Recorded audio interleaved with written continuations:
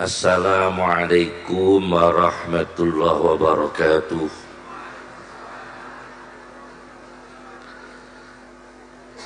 Bismillahirrahmanirrahim. Hamdan lillah, salatan wassalaman ala sayyidina Muhammad ibn Abdillah Rasulillah wa ala man sahibah wa tabi'ah hudah, amma ba'd. Para kiai, para alim ulama yang kami hormati, keluarga besar, zuriyah Romo Kiai Bisri yang saya hormati, Ibu Munjidah selaku Bupati Jombang yang saya hormati, para menteri yang hadir, pengurus PBNU yang hadir yang saya hormati. Pertama-tama kami mohon maaf, nyuwun rumiyin, karena kami mau ke Surabaya, Kang Salam. Pertama-tama kami mohon maaf. Yang kedua, sedikit kami sampaikan bahwa lebih berkah. Kita sekarang mempelajari, bukan berarti ulama sekarang tidak ada berkah, tapi kita mempelajari kenapa ulama dulu lebih berkah. Ada orang Spanyol bernama Ibnu Abdil Bar, dalam karyanya Jami'u Bayanil Ilmi wa Fadli, ketika Abdullah bin Rawahah sedang di tengah jalan, Rasulullah dari kejauhan mengatakan, ijlisu, duduklah. Kalau kita duduk sekarang ada kursi, tapi mendengar Rasulullah mengatakan duduklah, Abdullah bin Rawahah yang masih ada di tengah jalan langsung duduk. Ketaatannya seperti itu, langsung duduk, padahal belum ada tempat duduk di tengah jalan. Karena dengar Rasulullah duduklah, maka segera Abdullah bin Rawahah itu memposisikan diri duduk. Apa yang dikatakan Rasulullah? Zadakallah ta'ah, semoga Allah menambahkan kamu pada ketaatan, meningkat ketaatannya. Disuruh duduk saja, di tengah jalan duduk. Jadi berkah pertama itu karena ketaatan murid kepada gurunya. Itu berkah yang pertama. Dalam teori berkah ada beberapa teori. Saya ambil dari teori ayat kun. Di Al-Quran itu ada kun, ada kuni, ada kunu. Ada kun, kuni, kunu. Kun dalam Al-Quran terdapat 11 kali. Kun fayakun 8 kali. Kuni hanya 1 kali dalam Al-Quran. Kuni bardan wassalaman ala Ibrahim, hanya 1 kali. Sedangkan kunu 11 kali. Ternyata 11 kali itu ada beberapa teori menjadi ulama yang berkah. Ada kunu ansarullah. Ini orang-orang Ansar mana ini? Kunu ansarullah. Ada kunu rabbaniyin. Ada kunu qawwamina bil qisti, ada kunu qiradatan khasiin.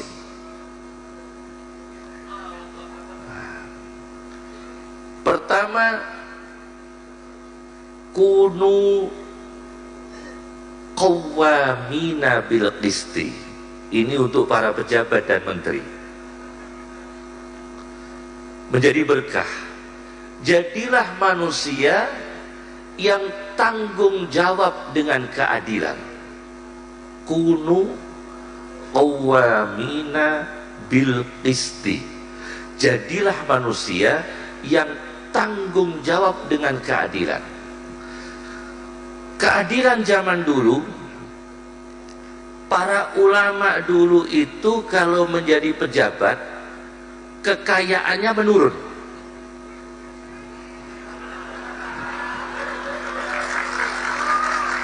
Ini ulama dulu. Jadi ulama dulu itu kalau menjadi pejabat itu dievaluasi, kekayaannya menurun. Kan Umar bin Khattab sudah menerapkan sistem audit terhadap kekayaan pejabat. Itu kekayaannya menurun. Kalau yang sekarang al-ilmu nurun, ilmunya yang menurun. Jadi kunu qawwamina bil qisti. Jadilah manusia yang tanggung jawab dengan keadilan. Umar bin Khattab bajunya itu bagus. Begitu menjadi khalifah lebih sederhana. Salman Al-Farisi sebelum jadi gubernur makmur. Begitu jadi gubernur, Salman Al-Farisi rumahnya itu saya baca di karya orang India, Yusuf Al-Kandahlawi dalam Hayatus Sahabahnya, itu desain rumahnya Salman Al-Farisi ketika menjadi gubernur itu kamarnya, rumahnya, kalau kakinya itu masuk rumah, kepalanya keluar rumah. Begitu. Kalau kepalanya berada di rumah, kakinya di luar rumah. Kecil atau besar itu? Kecil sekali. Itu berkahnya orang dulu. Jadi, tapi kita nggak harus seperti itu. Yakni kita ini tidak termasuk alladzi jama'a malan wa addada. Akumulasi harta dan menghitung-hitung harta, supaya kita menjadi qawwamina bil qisti, tanggung jawab dengan keadilan. Satu itu berkah, tambah taat kepada ulama. Jadi ulama dulu taat, berkah. Yang kedua, kunu ansarallah. Mana ini pemuda Ansornya ini? Jadilah ansarallah, pembela-pembela agama Allah. Kunu ansarallah, pembela-pembela penolong agama Allah. Kita evaluasi dengan analogi sejarah. Analogi sejarah. Analogi sejarahnya begini. Kalau kiai dulu, ulama dulu, apa yang kita anggap boleh, ulama dulu mengatakan tidak boleh, karena menabrak kode etik, bukan hukum. Apa yang kita katakan halal, ulama dulu karena kewiraian menjauhi. Apa yang kita katakan itu mubah, ulama dulu menghindari. Berarti beda standarnya. Kunu ansarullah, jadilah pembela agama Allah. Imam Syatibi itu orang Spanyol juga, menulis kitab Al-Muwafaqat. Imam Syatibi menulis sebuah kitab Al-Muwafaqat. Itu mengatakan ada hadis Nabi, orang yang ikhlas 40 hari, ikhlas 40 hari, akan muncul energi ilmu. laduni, yanabiul hikmah min qalbih ala lisanih. Orang yang bisa ikhlas 40 hari akan mendapatkan ilmu laduni. Akhirnya ada orang yang nyoba kepingin dapat ilmu laduni, ikhlas sampai 40 hari, tapi nggak muncul ilmu laduninya. Padahal sudah ikhlas 40 hari supaya dapat ilmu laduni, tapi nggak muncul ilmunya. Ikhlasnya ada, ilmunya tidak muncul. Kemudian ditanyakan kepada seorang ulama itu menjawab, karena ikhlasnya bukan karena Allah, karena ikhlasnya karena ilmu laduni. Jadi beda. Ikhlasnya bukan karena Allah, tapi ikhlasnya karena ilmu laduni. Itu diterangkan dalam kitab Al-Muwafaqat Lisyatibi. Berarti berbeda. Apalagi kita ikhlasnya bukan karena Allah. Itu ikhlas mencari ilmu laduni itu kan dilegalkan dalam Islam. Waj'alna lil muttaqina imama, ingin menjadi pemimpin itu dilegalkan. Waj'alna lil muttaqina imama, kepingin menjadi tokoh orang-orang yang takwa, dilegalkan. Ij'alni ala khuzainil ardi, kepingin jadi menteri, itu ada dalam Al-Quran. Kepingin jadi menteri itu ada. Ij'alni ala khuzainil ardi, Nabi Yusuf minta, angkatlah saya menteri perbendaharaan hasil bumi. Ij'alni ala khuzainil ardi, minta jadi menteri, ada itu. Tapi seperti ini harus diarahkan pada kunu ansarullah, membela agama Allah. Itu kedua. Yang ketiga, dalam Al-Quran, teori yang ketiga, kunu rabbaniyin. Kunu rabbaniyin, jadilah menjadi ulama pendidik. Kunu rabbaniyin, jadilah menjadi ulama yang pendidik. Jadilah ulama yang pendidik. Ada satu buku yang bagus sekali, ditulis oleh orang baru, namanya Abu Ghuddah, Dr. Abu Ghuddah. Itu menulis buku berjudul Qimatuz Zaman, harganya waktu. Qimatuz Zaman, tentang waktu yang berharga. Menukil dari kitab Umdatul Qari jilid 1. Umdatul Qari Syarah Shahihul Bukhari jilid 1. Imam Bukhari itu punya guru namanya Muhammad bin Salam Al-Baikandi. Muhammad bin Salam Al-Baikandi itu tidak ada di dalam kitab Sunan Sahih Muslim sampai Sunan Ibnu Majah, tidak ada nama itu.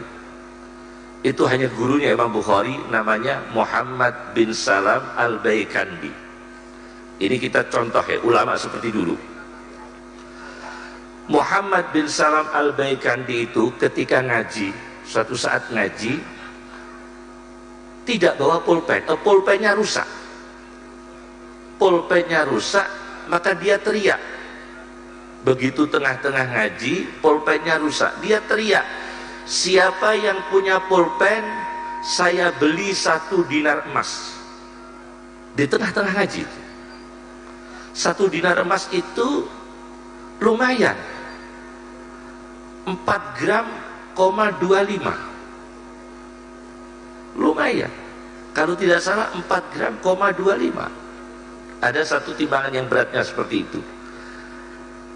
Imam Muhammad bin Salam Al-Baikandi di tengah-tengah mengaji, pulpennya itu patah, rusak.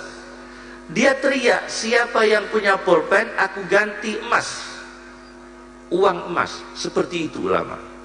Nah sekarang kita tahu, dapat warisan kitab dengan dapat warisan surat tanah, milih mana kita?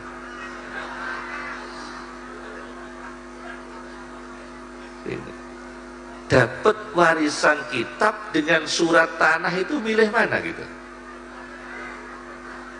Nah itu lain itu. Jadi orang dulu itu uangnya dikorbankan demi ilmu. Sekarang ini ilmu dikorbankan demi uang. Kan terbalik. Jadi ulama dulu, Mbah Bisri seperti itu. Mbah Hasyim Asy'ari itu pas di Halim itu punya warung sate. Mbah Hasyim Asy'ari itu jualan warung sate. Bayangkan itu.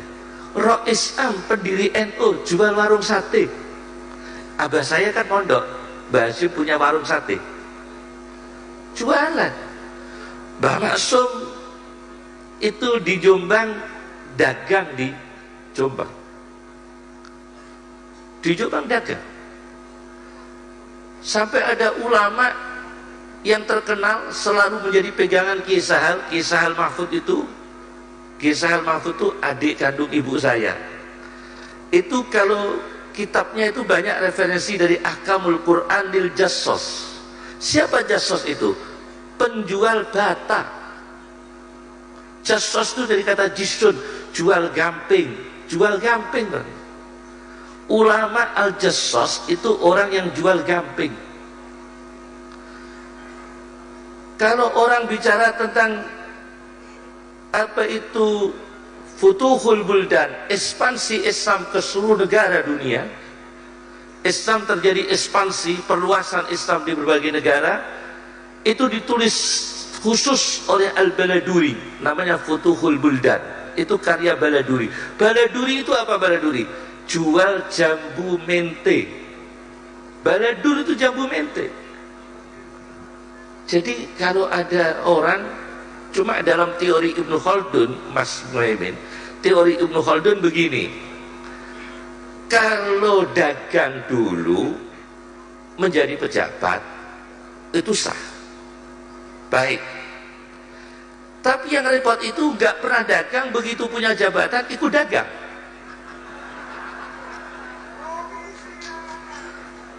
Ini memang masalah dalam teori Ibnu Khaldun. Dalam teorinya Muqaddimah Ibnu Khaldun itu ada masalah itu. Karena dia punya kekuasaan. Ketika dia belum punya kekuasaan, dia sudah berbisnis, itu iya. Tapi begitu punya kekuasaan, tidak pernah berbisnis, mengawali berbisnis, lah itu jadi masalah. Itu semua bapak antropologi Islam siapa kalau bukan Ibnu Khaldun?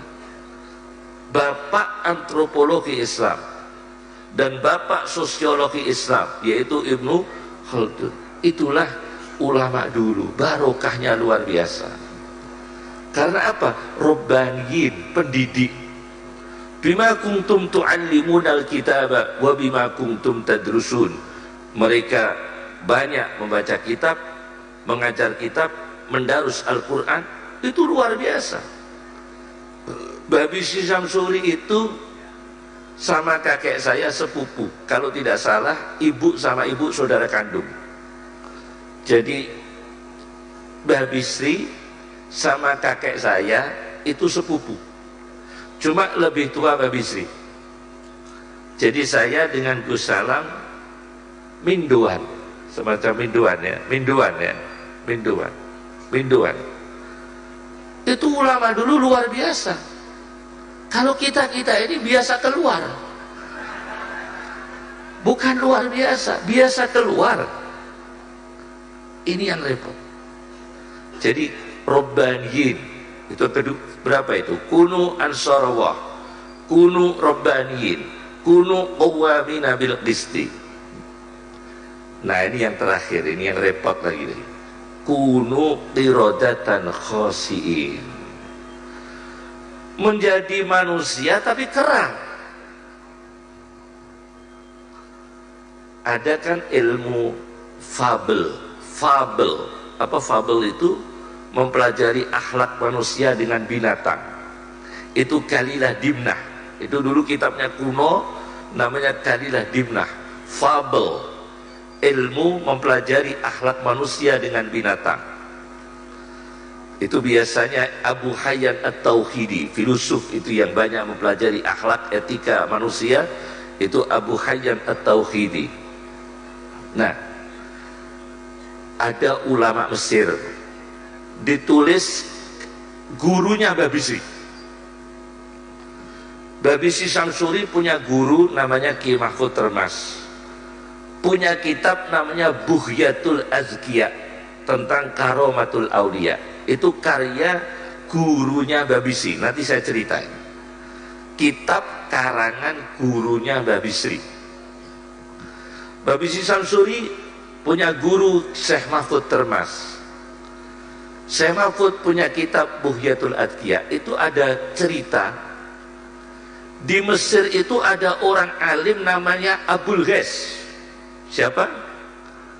Abul Ghais. Itu iri hati dengan Syekh Ahmad Al-Badawi. Jadi dulu sudah ada, kiai iri itu sudah ada. Sudah ada dulu. Namanya Abul Ghais. Abul Ghais ini sentimen dengan walinya Allah, ulama besar di Mesir, wali Syekh Ahmad Al-Badawi. Anehnya kalau di Indonesia itu kan hall. Di Indonesia kan hall. Tapi khusus Syekh Ahmad Al-Badawi itu maulid.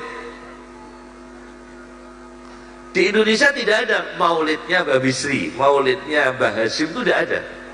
Hall semua. Tapi Syekh Ahmad Al-Badawi dirayakan maulid. Maulidnya Syekh Ahmad Al-Badawi. Itu dia pidato. Ada apa maulidnya Imam Badawi itu ada apa? Sekarang itu masih ada orang yang lebih hebat daripada Imam Badawi, dirinya sendiri. Dia memaksudkan, jangan, kenapa hadir maulidnya Syekh Ahmad Al-Badawi? Ada orang lebih hebat dari dia, yaitu dirinya sendiri. Sombong dia. Sombong dia, menggunjing, mencela Syekh Ahmad Al-Badawi. Akhirnya Abul Ghais ini suatu saat makan ikan laut, durinya itu durinya nempel di tenggorokan, tersumbat. Duri ikan laut ini tersumbat di tenggorokannya Syekh Abul Ghais. Coro Jawane kualat.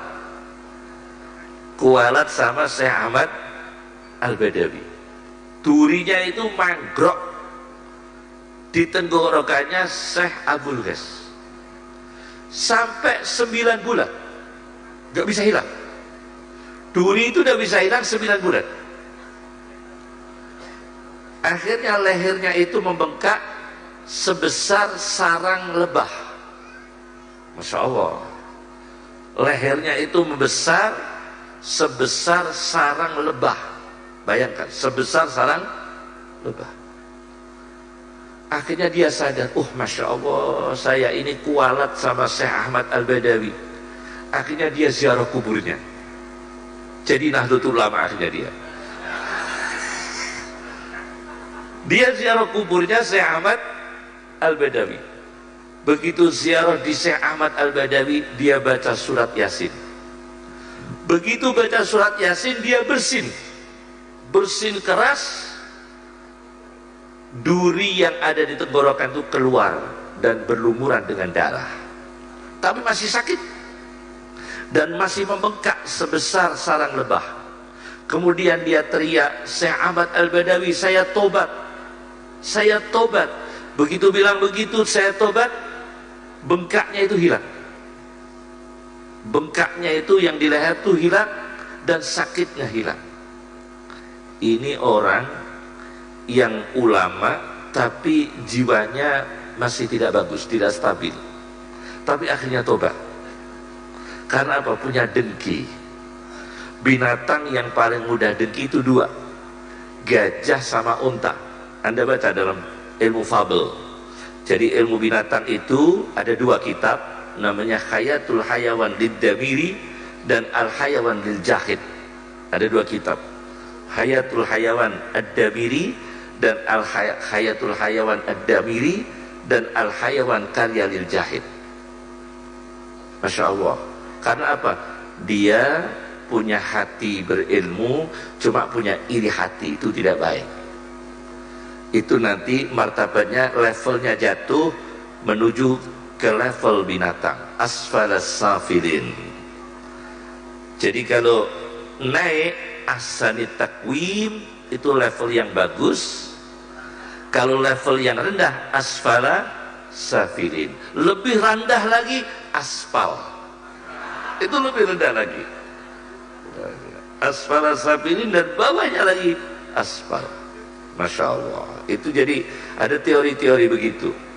Jadi sudah semua, kunu ansarullah, kunu qawamina bil qisti, kunu rabbaniyin, kunu qawamina bil qisti, dan kunu ansarullah sudah semua, kunu qiradatan khasiin.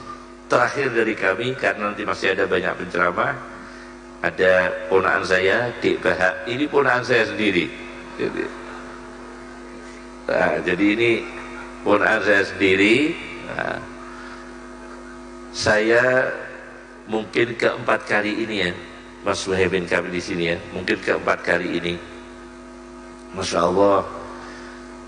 Dan kami bersyukur sekarang ini jumlah orang hafal Quran di Indonesia ini, kalau saya pernah ceramah dengan Pak Hasyim Muzadi 5 tahun yang lalu atau berapa tahun yang lalu, itu jumlahnya yang sudah masuk 2,5 juta penduduk Indonesia yang hafal Al-Quran. 2,5 juta penduduk Indonesia yang hafal Al-Quran. Dan saya mau sampaikan sedikit sebagai ilustrasi tentang ulama yang barokah. Sekarang ini ulama di Indonesia itu memang orang tua dulu bilang, orang-orang tua dulu bilang,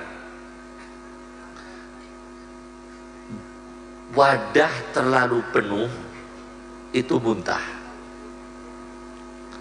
Maka jangan terlalu banyak ilmu pengetahuan, banyak yang amal. Banyak ilmu kurang amal itu lebih baik ilmunya itu seperti dulu. Ulama dulu itu ngaji Quran, belum pindah ke ayat yang berikutnya kalau belum diamalkan. Kita enggak. Kita hafal dulu belum tahu isinya, apalagi mengamalkan.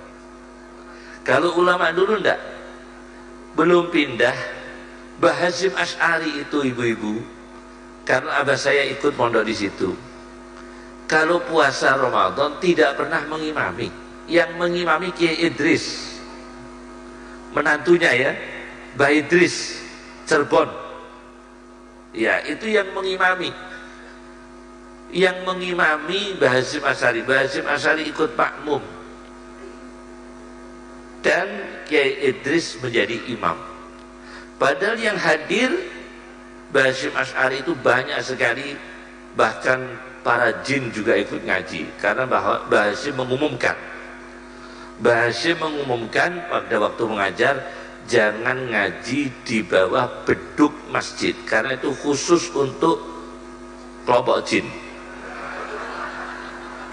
Itu ada itu saksinya abah saya itu. Jadi diumumkan, para santri jangan ngaji di bawah beduk Masjid Tebu Ireng, karena itu khusus kelompok jin. Nih kalau sekarang, Masya Allah, kalau sekarang kita mau bilang gitu, waduh, langsung banyak ini hoax gitu ya. Kalau dulu ulama dipercaya, memang makanah ilmunya sudah menunjukkan keamanan beliau, makanah ilmunya. Terakhir dari kami mau mengingatkan, kembalikan kita ini pada ulama dulu yang penuh dengan berkah. Karena di dalam undang-undang NU, konon asasinya, ada 40 hadis yang dicatat oleh Mbah Hasyim Asy'ari berkaitan dengan konon asasi Nahdlatul Ulama.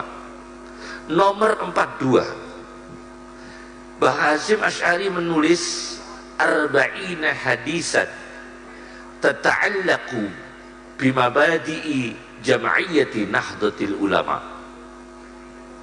arba'ina hadisan, 40 hadis, tata'allaku yang terkait bimabadi'i dengan dasar-dasar, bimabadi'i dengan dasar-dasar jama'iyati organisasi Nahdlatul Ulama. Itu ada 40 hadis. Hadis yang nomor 32 ini kita harus mengingatkan dari diri kita sendiri. Hadis yang nomor 32, Rasulullah SAW mengatakan, la tazalu ummati bi khairin, tidak berhentinya umatku selalu baik. Sabda Rasulullah, tidak berhenti umatku selalu baik. Ini ada di 40 hadis terkait konon asasi Nahdlatul Ulama, undang-undang pertama pendirian Nahdlatul Ulama. Itu hadis yang nomor 32 berbunyi, la tazalu ummati bi khairin, tidaklah berhenti umatku selalu baik, ma akhadul ilma an akabirihim, jika mereka mau masih mengambil ilmu dari sesepuh-sesepuh mereka. Jadi kita ngikuti yang sepuh, bukan pikiran yang sepuh ini kita kubur, kita lupakan. La tazalu ummati bi khairin, tidak berhenti umatku selalu baik, ma'akhadul ilma an akabirihim, jika mereka masih mau mengambil ilmu dari yang sepuh-sepuh, an akabirihim, dari yang lebih sepuh. Ini terutama kita ini generasi muda. Monggo Ki Miftah.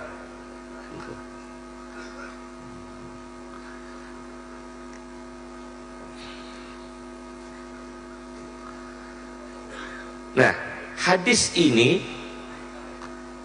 di dalam konon asasi, di dalam 40 hadis konon asasi Nahdlatul Ulama,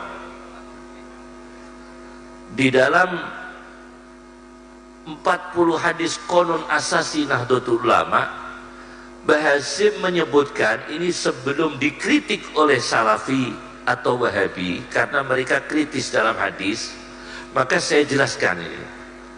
Hadis di dalam 40 hadis konon asasi Nahdlatul Ulama yang nomor 32 itu Mbah Hasyim menyebutkan akhrajahu Abu Nu'aim fil Khilyah, dikeluarkan oleh Abu Nu'aim di dalam kitab Khilyatul Aulia.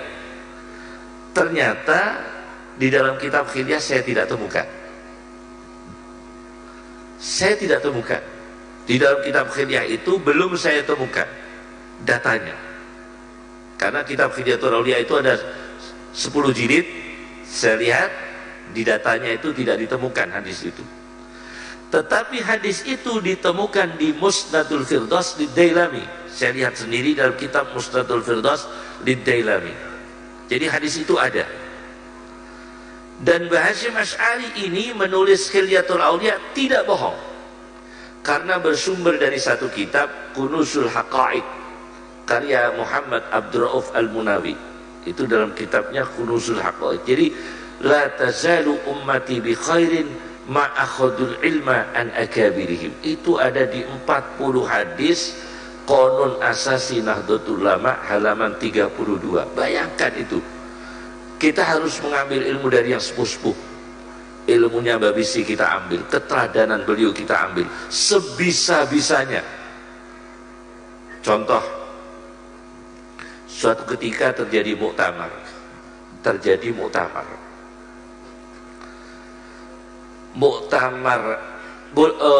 bukan muktamar, semacam kongres atau munas. Abah saya ikut waktu itu. Terjadi kemaukufan para ulama. Ulama itu maukuf, tidak bisa menjawab. Ada masalah ulama yang masih lengkap.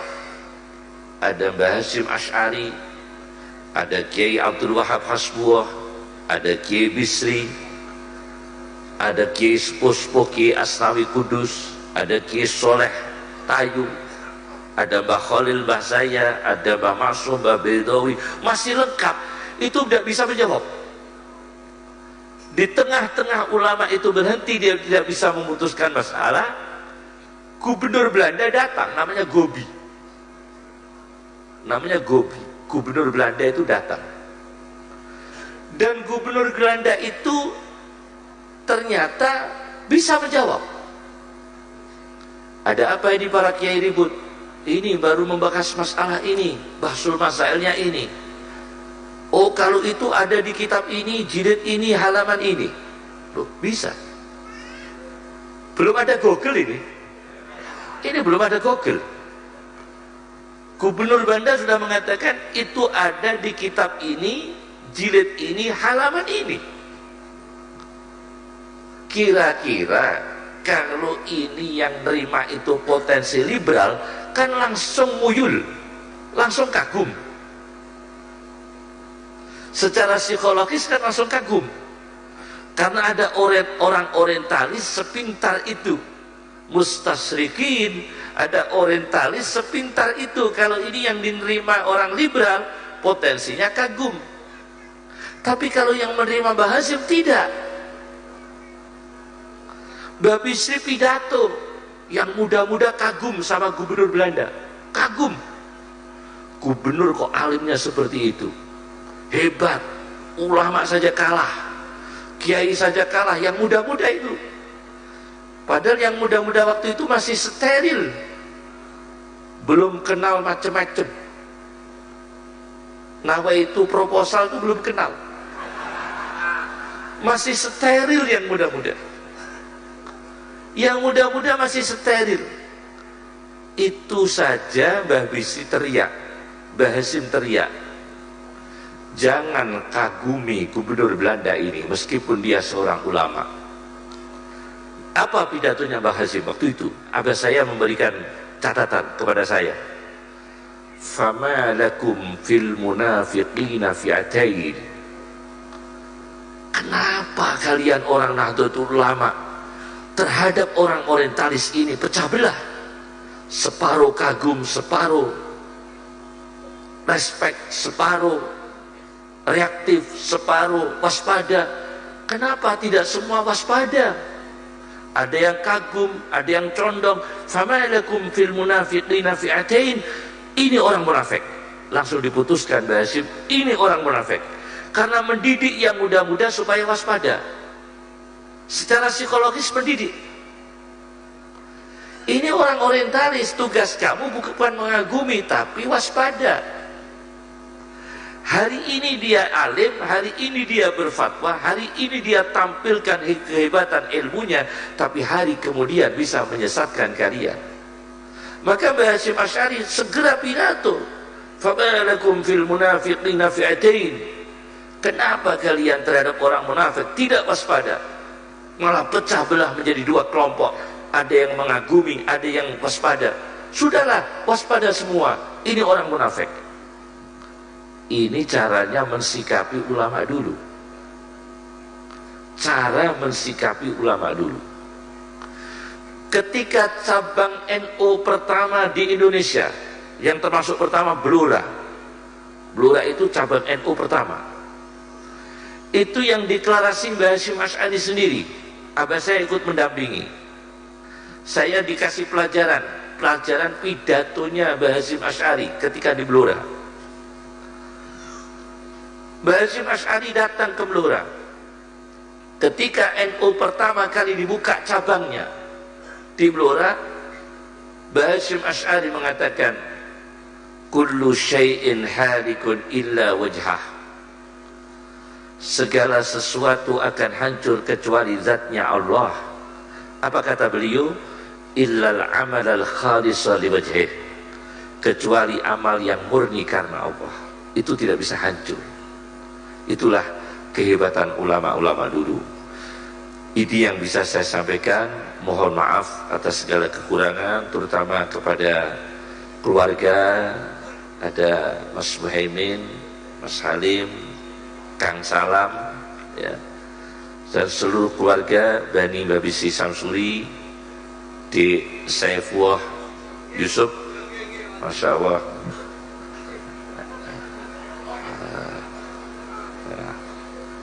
Semua yang hadir kami mohon maaf karena kami akan melanjutkan ke Surabaya. dan nanti dilanjutkan oleh para khutbah, ada Kiai Miftahul Akhyar, ada Dik Bahak ponaan saya. Dari kami cukup sekian. Assalamualaikum warahmatullahi wabarakatuh.